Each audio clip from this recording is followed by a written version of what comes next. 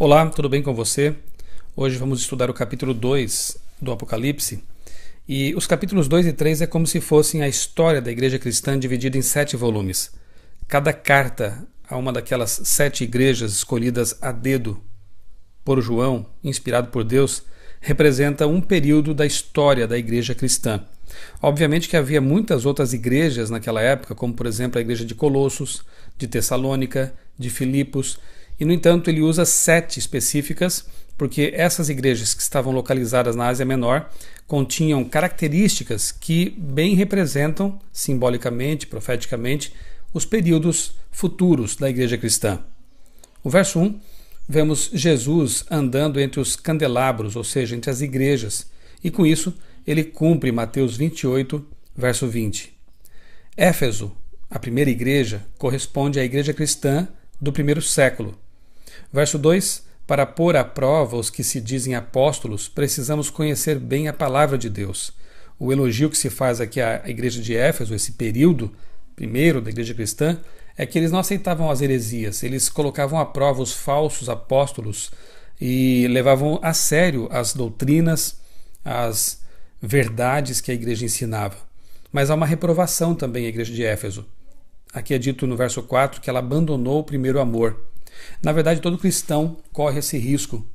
Quando nos convertemos, nós sentimos aquele entusiasmo pelas coisas de Deus, aquela empolgação em pregar o Evangelho, mas se nós descuidarmos, podemos com o tempo perder esse amor, essa primeira paixão. Como fazer para não perder? O que fazer para não perder esse primeiro amor? Manter nossa comunhão com Cristo viva, estudar a Bíblia todos os dias, orar sempre, envolvimento com as coisas de Deus, testemunho, tudo isso mantém o nosso amor, a nossa paixão pelas coisas de Deus. Para não ser abandonado, o amor deve ser alimentado, portanto.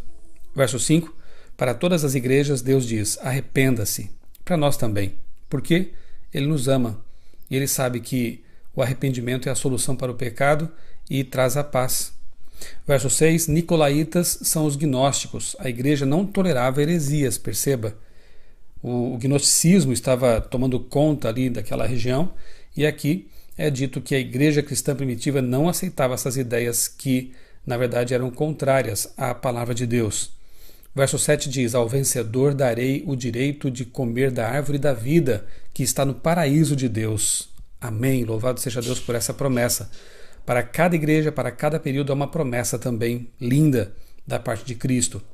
Nos versos 7, 11, 17 e 26, nós vemos então um elemento comum a todas as igrejas. É imperativo vencer. E só podemos vencer pelo poder de Cristo. Verso 9, uma igreja sofredora, perseguida e fiel, para a qual só há elogio. Uma igreja pobre, mas rica em fidelidade. Deus conhece o coração de cada um. É inútil brincar de cristão.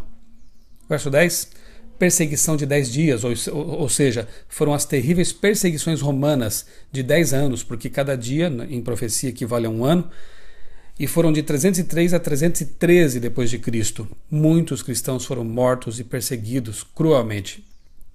Seja fiel até a morte, e eu lhe darei a coroa da vida. É o verso 10. Fiéis mesmo diante do martírio. E os cristãos foram assim. Verso 11. O vencedor, de modo nenhum, sofrerá o dano da segunda morte. Que promessa é essa, né? A pessoa até pode morrer aqui, a morte corriqueira, a morte, digamos, comum, mas a promessa de que a segunda morte, essa não. O santo, aquele que foi perdoado e salvo por Cristo, esse não passará pela morte eterna, a segunda morte. Verso 12, Pérgamo, que significa exaltação, ficava em uma colina. Era a cidade dos pergaminhos, que compreende aí os séculos 4, 5 e 6 da era cristã. A espada afiada, ou seja, pergaminhos ou a Bíblia, é a solução para a apostasia. A Bíblia é a solução para a apostasia. Mas há uma reprovação também para Pérgamo. Ela tolerava os que se apegavam aos ensinos de Balaão, ou seja, se apegavam às heresias. Então, aos poucos, a igreja vai cedendo às heresias, às ideias erradas com respeito à crença cristã, à palavra de Deus. E o verso 15 diz que eles também toleravam os nicolaítas, ou seja, os gnósticos e suas heresias. Aquilo que a igreja de Éfeso impediu, a igreja de Pérgamo começou a permitir. O verso 17 menciona o maná, ou seja, o pão escondido, que significa o conhecimento esquecido. A oposição à gnose. 17 ainda, um novo nome, um novo caráter. Eis que tudo se faz novo. É o que Deus promete, dar-nos um novo nome, uma nova vida. No verso 18 vemos a igreja de Tiatira, os séculos 6 a 15, ou seja, Tiatira compreende justamente a Idade Média. Uma igreja rica em boas obras, porém faltosa em fidelidade à palavra de Deus. Na verdade, era um período em que a igreja dava muito valor às obras, em detrimento da justificação pela fé, da salvação pela fé. E aqui era necessário realmente que houvesse uma reforma, porque as coisas começaram a ficar muito complicadas. Aqui é dito que a igreja medieval de Tiatira tolerava Jezabel. Obviamente que Jezabel já havia morrido fazia muito tempo, mas aqui ela é usada como símbolo de apostasia geral, de infidelidade. A igreja havia se corrompido. O culto a Baal, que tem início com Balaão, é levado ao extremo por Jezabel. Baal era o Senhor ou Deus Sol. E isso nos dá um indicativo também do que vem no futuro, né? Verso 20 ainda, uma mulher pervertida é símbolo de uma igreja corrompida, paganizada. 21, a igreja deve ser fiel ao seu marido, não dada à infidelidade, ou seja, não deve flertar com outros senhores ou com outras doutrinas. Deus espera que seu povo se arrependa de toda a imoralidade. 23 diz assim: sou aquele que sonda mentes e corações, e retribuirei a cada um de vocês de acordo com as suas obras. 24. Havia crentes fiéis mesmo em Tiatira, pessoas que não se renderam às suas heresias, e é com essas pessoas que Deus vai trabalhar para depois promover uma reforma entre a igreja. Pessoas talvez como Lutero, pessoas como Calvino e outros mais que mantiveram sua fidelidade à palavra de Deus.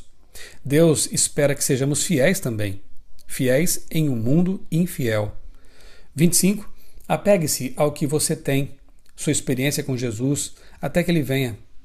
E o 26 diz: àquele que vencer e fizer a minha vontade até o fim, darei autoridade sobre as nações. 29, terminando o capítulo, diz que temos que ouvir o Espírito de Deus. Seja sensível à voz de Deus, ore, leia sua Bíblia, mantenha um canal de comunicação aberto com o céu, para que você também possa ouvir a voz do Espírito Santo, orientando, guiando a sua vida. Também lhe darei a estrela da manhã. É a promessa final aqui aos que estavam na igreja de Tiatira.